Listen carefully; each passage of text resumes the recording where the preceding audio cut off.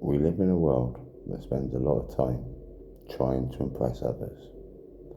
The car, the house, the clothes, the followers, the job title, the money, the perfect photograph, the perfect life presented through a screen. But does any of that tell you who somebody really is? That doesn't impress me much. You know what does? Someone who tells the truth when lying would be easier.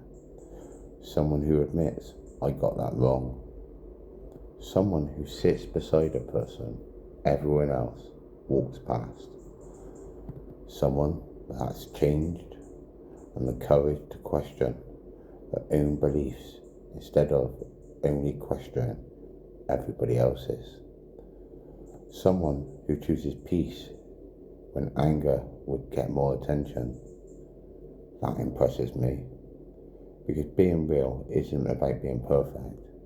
It's about being honest enough to look at yourself and ask, am I actually living the life I believe in? Think about how much our lives are controlled by fear.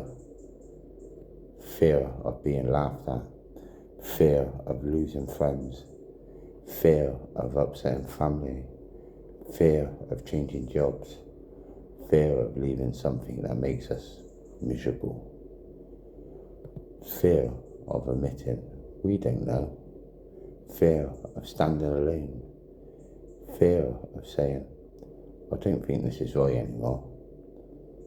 And sometimes that fear keeps us trapped in lives we never actually chose. So question it. Not just governments, not just institutions, not just the news. Question yourself too. Where did your beliefs come from? Did you investigate them or inherit them?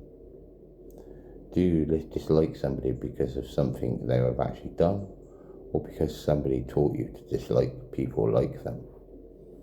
Do you judge someone by their country, their accent, their clothes, their wealth, their poverty, their past, their politics, their faith? Or can you look beyond every label and see another human being? Because imagine what could happen if millions of us started doing that. World peace sounds enormous when we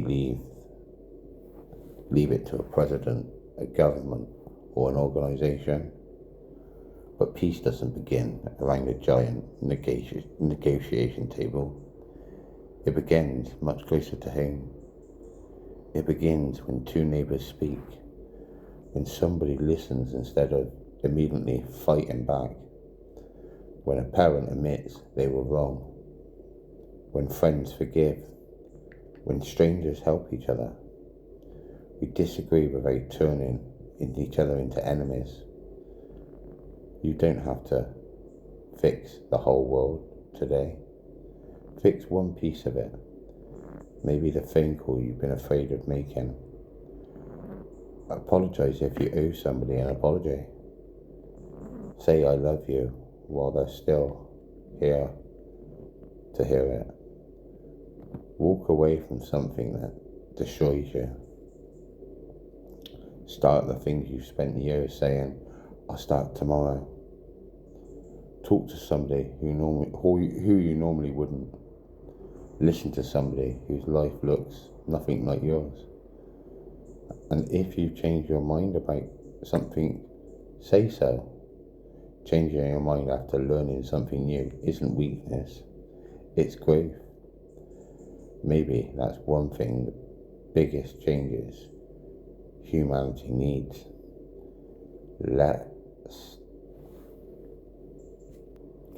Less pretending, less performing, less us versus them.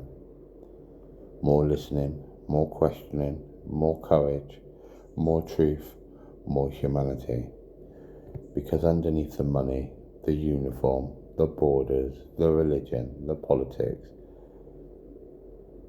possesses and labels,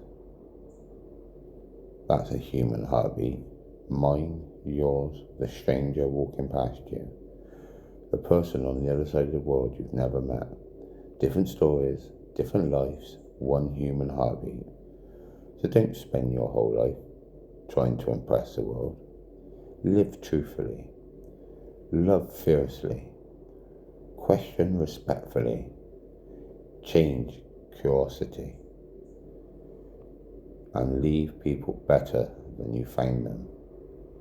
Because one day, nobody would care what phone you owned, what labels you wore, or how impressive you looked. They'll remember how you made people feel. They'll remember whether you stood up when it mattered. They'll remember whether you were real. And maybe world peace doesn't begin when somebody powerful changes the world. Maybe it begins when ordinary people decide, I'm going to change my life. My little part of it. One person, one conversation, one act of courage, one act of kindness, one human at a time.